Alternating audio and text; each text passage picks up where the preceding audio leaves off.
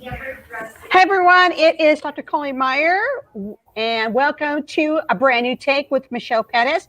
Michelle is a author, is a food story finder, and a speaker. Michelle, take it away. Thank you, Dr. Colleen. Dr. Colleen Meyer, producer and moderator extraordinaire. Welcome to tonight's show, brand new take. So if it's Sunday night, if it's 7 o'clock, it must be a brand new take. We are here because tonight we do truth telling about food. Actually, we do truth telling about why we eat what we eat. Why we eat what we eat. And there's always a story.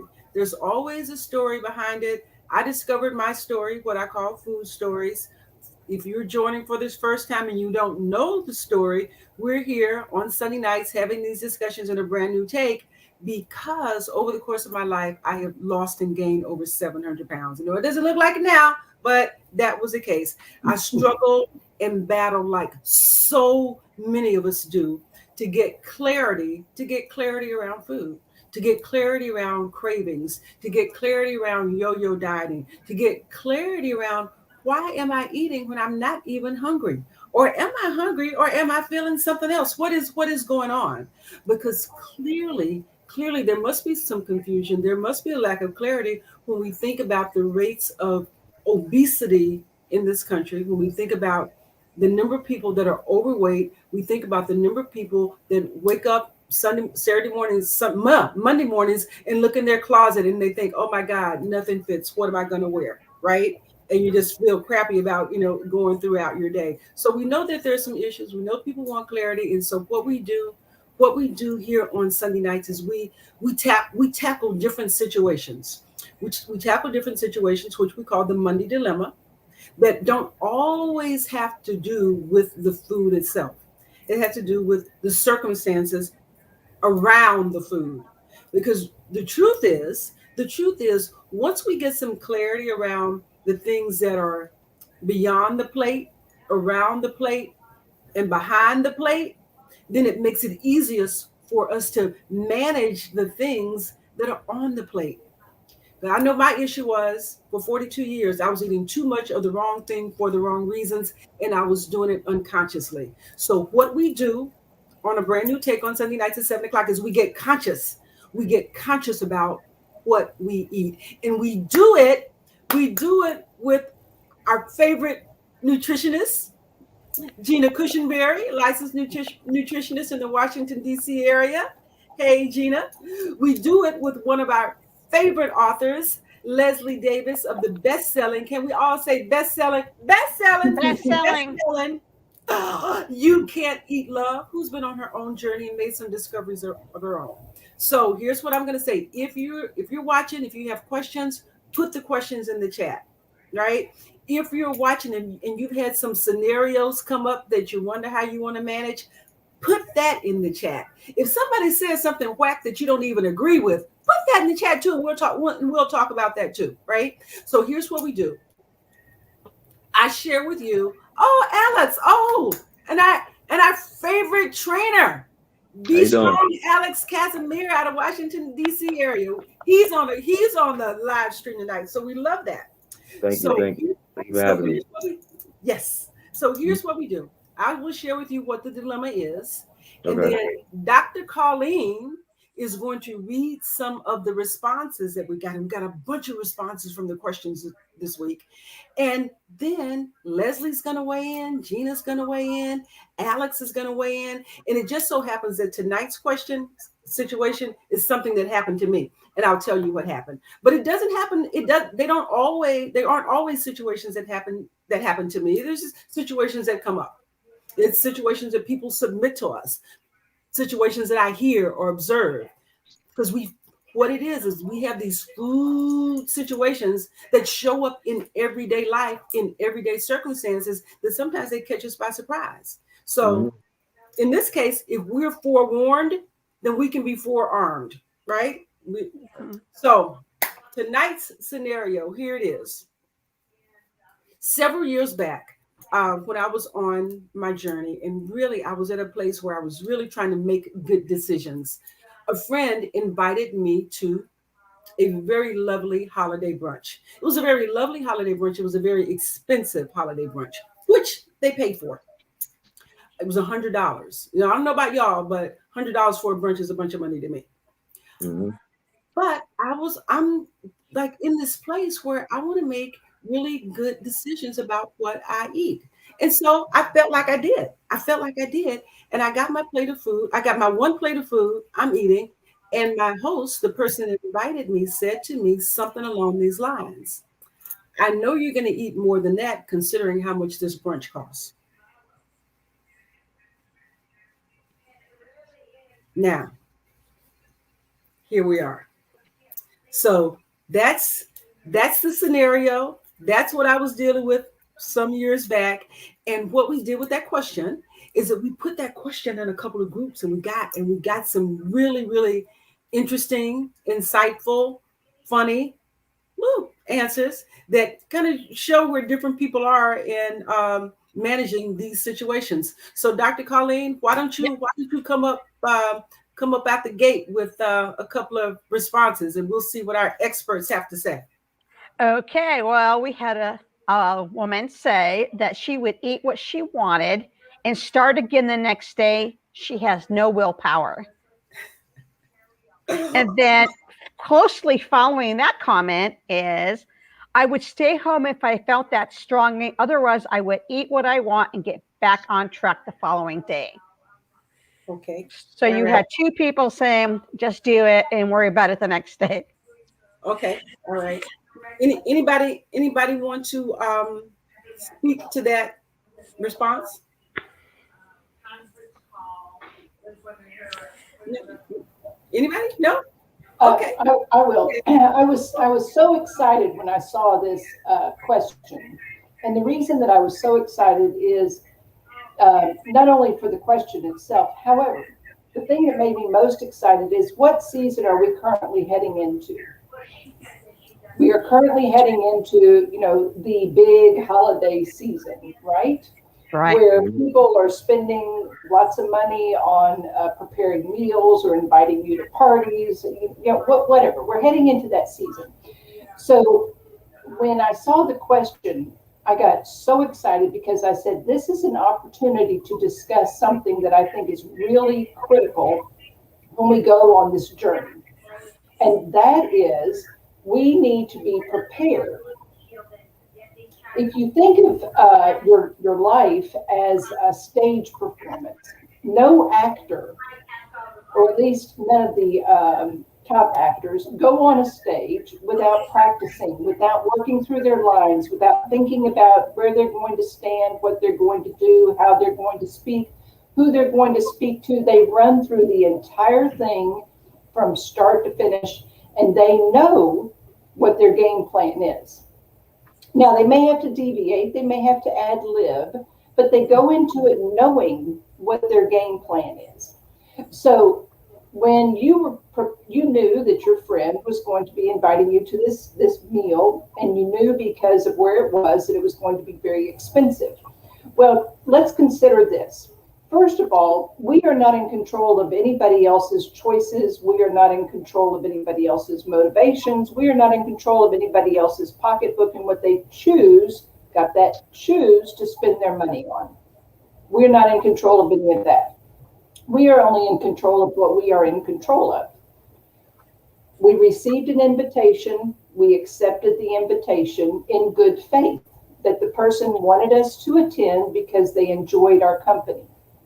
Now, where in that sentence do you hear this person invited us because they prepared a mountain of food and they need you to eat it because they don't want to put it in the trash? Nowhere. That's right. Nowhere did you hear that. That's the person invited you because you presume that they enjoy your company and they want to spend some time with you and they want to celebrate you, which is why they invited you. You're coming in as a guest. So if we look at it in that fashion, rather than an obligation on our part, if we look at it as we are being honored by this person to be invited, because they want to spend time with us, they consider us worthy of spending time with, that kind of removes any obligation to eat this mountain of food that they chose, got that, to order. And nowhere in that invitation does it say we've got to eat it all because they don't want to put it in the trash. So we start practicing. I know my friend well enough. They're going to come to me and ask, are you planning on eating more? Have you gotten enough? You need to eat some more. We have all this food. It was very expensive. So we make a plan. We start rehearsing what it is we're going to say. You know what? Right now, I have enough, and I'm enjoying visiting. And all of these other friends that you invited are so fascinating. Can you tell me a little bit more about Susie over there? And I just want a little bit more of her backstory, because I got a little bit confused when she was saying such and such, or I got really excited when she was talking about so and so. That redirect her attention. I love that. I love that notion of redirecting. And as a matter of fact, there were a couple of people that answered. Their answers were kind of in that same vein. If Dr. Colleen, if you want to, there was a couple of people that said similar to what Leslie was saying, that your friend is not the boss of you. How low class is to insist you eat more because the food's pricey. And I would stick to my diet and eat what I could. I paid my price so you could eat. So you can eat what you want, as little or as much as possible. And one person goes on to even add, I would have told her before the brunch that you're not eating a lot because it's your weight loss journey, not hers. That answer really struck me. That person said to give the host a heads up, to give them a heads up, especially in something like that. And that, quite frankly, is something that I had not thought of, and I thought it was like a good kind of, a line in the sand, so to speak. But I do think that what Leslie said and what some of the other people that responded were really good about having a plan and knowing in advance what you're going to say, what you're going to eat, and kind of anticipate some responses. But I will say this before I tell you what I did. That response hit me out of the blue. I was shocked by it. It really threw me. And and somebody responded that because at this point when I was going through this, I was much larger. Somebody responded that if you had been skinny and not eating, that the person wouldn't have said that to you, that you were, because they would have already known what your habits were by the way that you looked.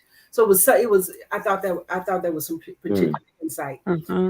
Alex, Gina, you look like you have something that you're just biting to say. Well, I was, because I wanted to, before I forgot what it was, I wanted to jump in on that with the, I think it's all a part of being prepared. You know what I mean? That's a part of your preparation, is saying to that friend, hey, you know what? I really thank you for this invitation. I do want you to know, because, most of these brunches are all you can eat, to go ahead and say that initially. But then you have, hey, life happens, curveballs all the time, right? So you got thrown in a situation you weren't prepared in that way. So maybe the second thing that I would have offered as a suggestion would have been like, maybe that first plate is like, it's kind of like you treat it like the holidays. Maybe there are a few things that you're like, oh, I would like to indulge in that. Maybe you have your bite and you one and done. And then that second plate, the same way I always try to encourage people for like the holidays, make the second plate, you're going back for seconds for the vegetables or the protein. You're filling up still on healthy stuff if you still feel that need. So maybe that second, sometimes to maybe appease that person, maybe just that plate of fruit would have been enough to make them feel better about whatever money they were spending. So if you did get yourself stuck in the situation, that was going to be the second scenario I was going to throw in there as to maybe how to handle it, possibly. Yeah. Okay. Thank you. Thank you, Mary. Alex, you look like you're about ready to weigh in on something yourself. Yeah, definitely. I think Miss Leslie hit it right on the nose. You just prepare for your responses. You have your goals set in your head already. I mean, your goal's been set before you've been invited to this dinner, and then you're sticking to your goal no matter where you go, no matter what they offer you. You just have to be stern. And like I said, your attitude can be contagious. Hey, you need to eat more. Well, let me tell you why I'm not going to eat more. I have goals set. I'm trying to be healthier, trying to lower my cholesterol. So as you can see, what I have on my plate is just perfect just for me. And then that person might start thinking like, hey, you know what? You got a point there. Maybe I need to set my own goals. I don't think I need to just gorge and gorge and gorge. I mean, you're sending a message. I mean, I'm not saying you're going to the banquet to preach, but you're setting your goals and you're setting your standards. Ms. Gina said a good point too. You could have your little appetizer, set a small appetizer, get your appetite going, and then go for the second plate with the protein. So that way you can satisfy your guests, satisfy your company as well. Let them know that you are eating, but you're eating at your own pace, not just putting food on your plate like you at a summertime cookout. So you just like it's all about having your goals and sticking to your goals. That's what I always tell my clients. No matter what you are, you can go out to eat with your friends on the weekends, however how you might want to do it, but you always want to order the most healthiest thing on the menu. And that's pretty much what it is. It's just all about sticking to your goals no matter what. No matter what you're faced with, any kind of adversity. Piggyback into what Eugene was saying. I And I love think that. I think if it's, and it obviously sounds like this was a good close friend, and it's like, it's that respect factor. I think we just had somebody posting up here, pulling them aside and having that conversation like, hey, these are my goals. Like, I in no mean meant to disrespect you or make you feel like a waste of, you know what I mean? That conversation. I think some people we don't even the communication piece of it to communicate to that person because maybe they Right. don't fully understand how important it is because some people don't get it. Like it could be that one food that's a trigger and they can't come back. But maybe you can eat that piece of chocolate. But I know if I have it, it's going to go into a whole cycle for me. So That, here's where I'm at and you need to understand it. And so we can have those grown up, conversations and respect each other. Because it even right. falls into, I feel like the skinny person might not get an easy time either. I mean, That's that right. skinny person, what do you on a diet? Why eat? So you still have that pressure, Yeah, Mhm, definitely.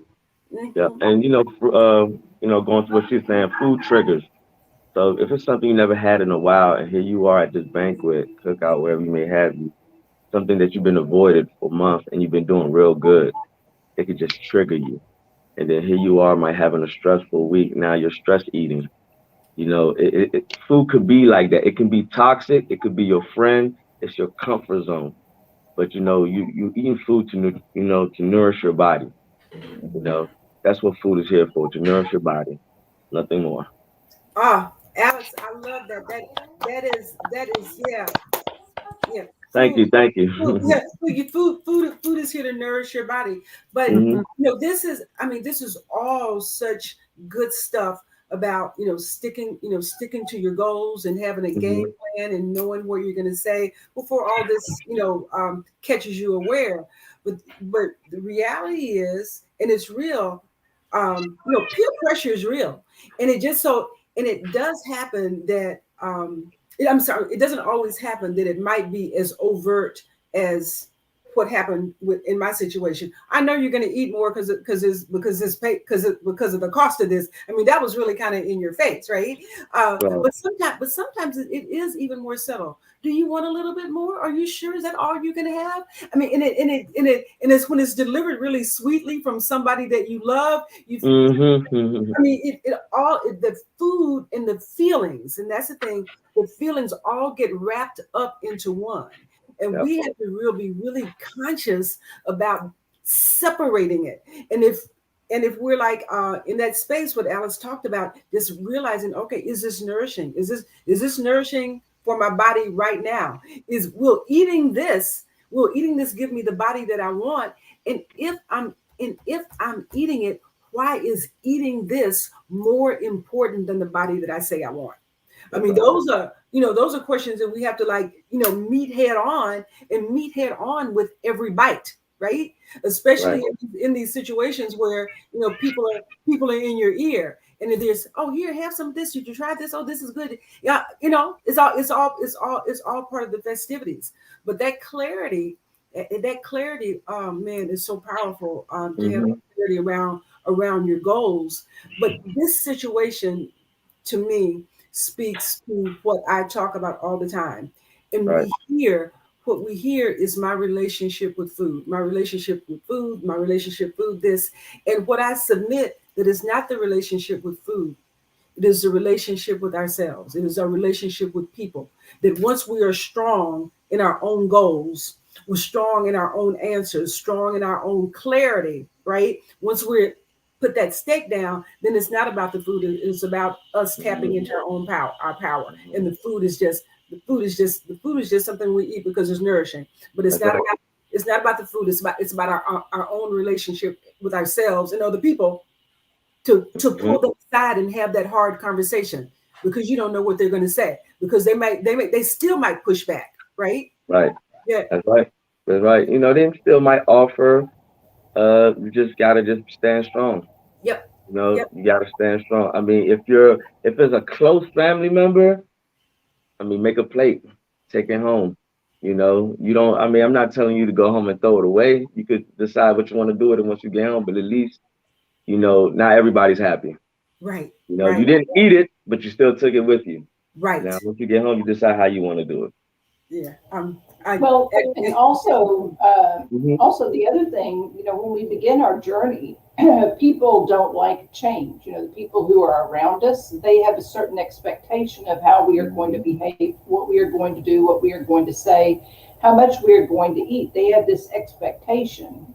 And so when we go against what they are expecting to happen, that causes a lot of friction and tension. Now, it is not on us to not be concerned or not to care about them and their discomfort. However, we need to recognize we are not able to do anything about alleviating their discomfort. All we can do is be kind to them and speak kindly to them and say, something, recently I've been trying to do something about getting my health a whole lot better, because my aunt so and so, and the problems that she's had, and I just don't want to go down that road. Or Right. you mentioned another friend, a good friend that's in not very good health. You know how they are in such terrible health. I just don't want to go down that road. And I'm having such a good time here at this event. And thank you so much for inviting me. So you deflect again from where it is, but realize, and I think this is something that I struggled with, because, I want everybody to be happy. The only person that was never happy was me. But when we start putting ourselves first, and I talk about this over and over again, put your own oxygen mask on first. And when we are doing that, the people around us don't like it, because it causes friction, it causes tension. So what we need to do is to help them relieve some of that tension, some of that friction, while still honoring ourselves and not giving up on the commitment that we made to ourselves. You know what, Leslie? That is so powerful. In that, the people around us are used to us being a certain way. They're used to responding us in a certain way. But here's the truth about that, is that they will get used to the change. Right. They'll get used to it. I figured it out. I saw it over time. When Yeah. back in the day, back in the old days, there was nobody drinking more and having more wine than I was. Right? It wasn't happening.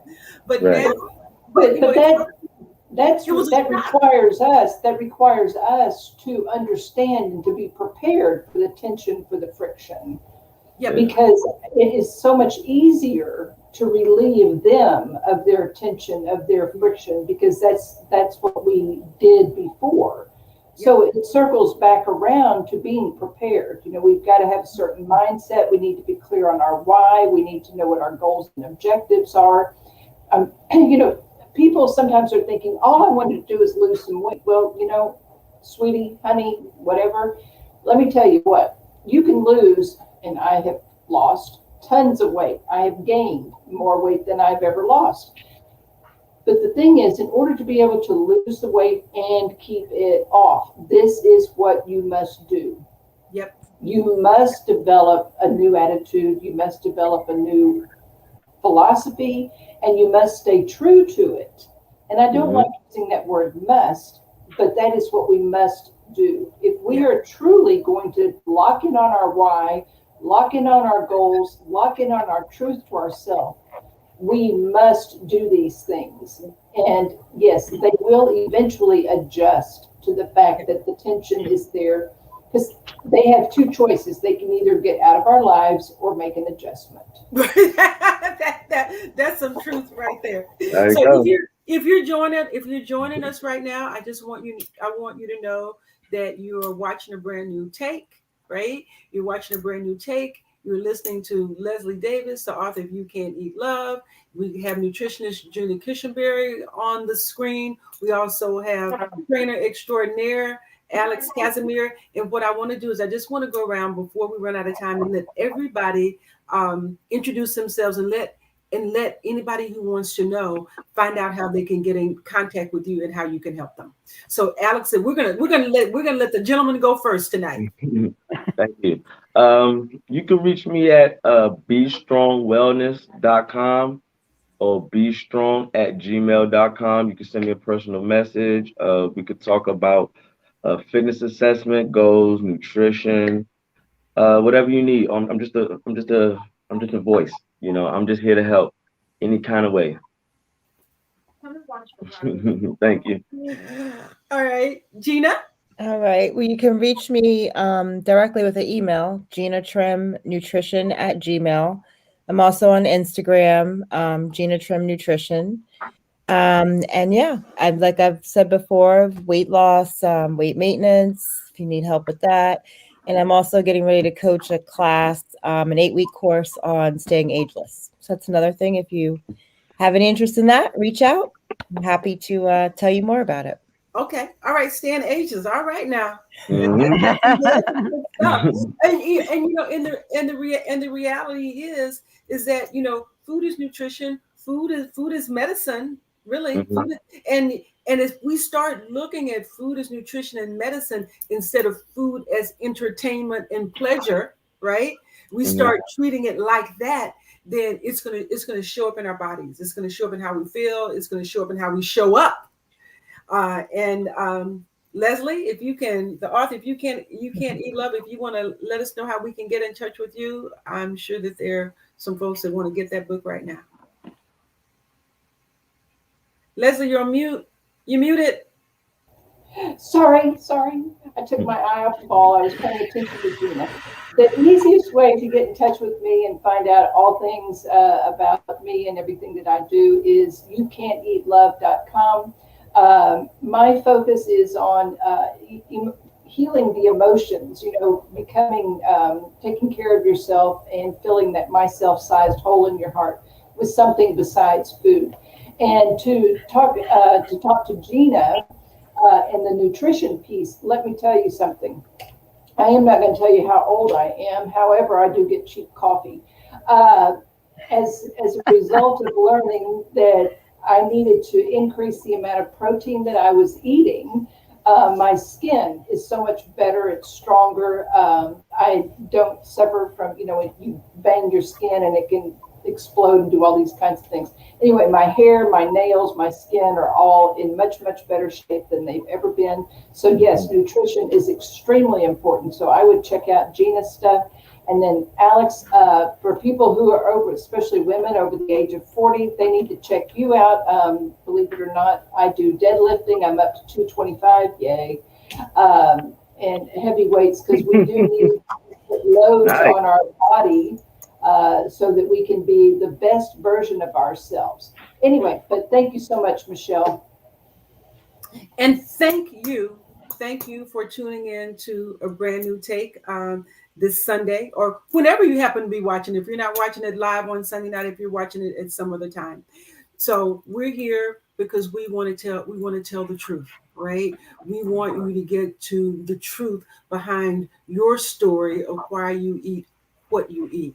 And as soon as you can get to that story, as soon as you can get that to that story, it is going to make it so much easier for you to manage everything else that's swirling around in your world. So I'm Michelle Pettis, Master Food Story Finder. My book is coming out. Yay! We've been waiting on this for a long time. Finally, the ebook will be out sometime in the next 10 days or so. Leaving Large: The Stories of a Food Addict. The title change. That's part of the process. And the hardback will be coming out in October. So I'm super excited about that. We're planning some activities around sharing food stories, reading food stories, and just, getting on the road to recovery, right? Getting on the road to feeling better, looking better, and moving around through this world better. That's the mission. That's the journey. That's the work. Right. So I want to just thank you all. I want to thank you, Dr. Dr. Colleen. You look like you're bursting to say something. Well, somebody said Dr. Meyer, so I think they're questioning. So I'm the moderator, and I help with the questions and help produce because she put that question. So thank you, Donna, for asking. Yes, thank you, Donna. We explained that in the beginning, but yeah. Thank you, Donna. Thank you, Donna, for weighing in and being on the video tonight. We appreciate you so much. Hope to see you next week. If there was something of value, in this, please share it. You can follow me on Instagram. You can join the Facebook group, I Am Brand New Now. Instagram, I Am Brand New Now. We're here on YouTube, the website. Download a free chapter of the book, leavinglarge.com.